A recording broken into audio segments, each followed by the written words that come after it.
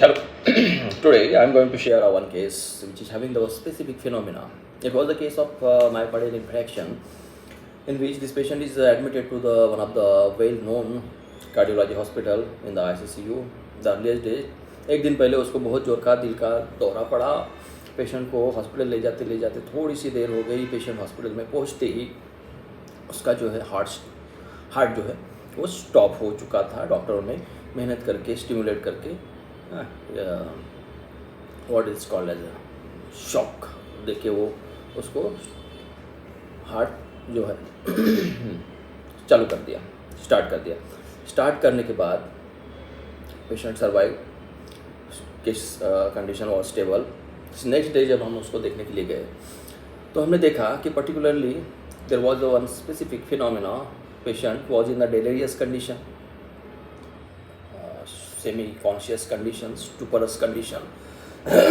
In that case it is due to ये condition जो है पेशेंट को थोड़ी देर के लिए ऑक्सीजन का सप्लाई ब्रेन को प्रॉपरली मिला नहीं, उस कारण से भी हो सकता है. या treatment during treatment the allopathic doctors they are what they are doing is giving drugs like atropine and morphine.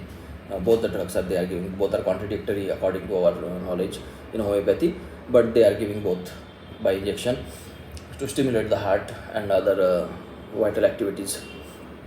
So in that condition I found that when I go to see that patient, it was a semi-conscious stuporous conditions with the delirious condition. delirium मतलब एक प्रकार का धुंध जो है patient में था.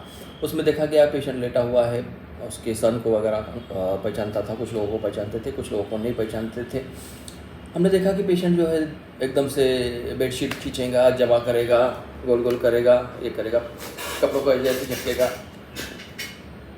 कपड़े जमा करेगा, खींचेगा, जो आईवी लगी है वो खींचेगा, ऐसे करेगा उस तरह से.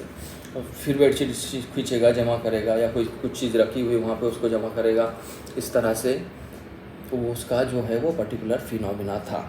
हमने केस देखी, केस देखने के बाद डिसाइड किया मेडिसिन देने का, और थोड़ी देर के लिए हम पेशेंट को बोले कि आप आराम करिए, हम आते हैं थोड़ी देर बाद आपको देखने के लिए फिर से.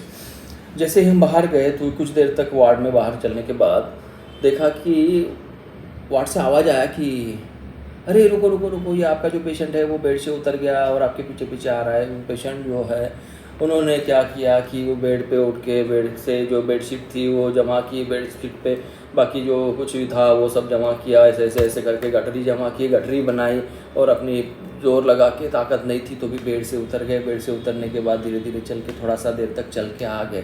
कहना उनका ये था कि सब तो चले गए, मैं यहाँ रह के क्या करूँ. It was in the delirious condition. And this जो कपड़ों को खींचना, बेडशीट को जमा करना, इस तरह से जो फिनोमिना है उसको कहते हैं picks at the bed clothes.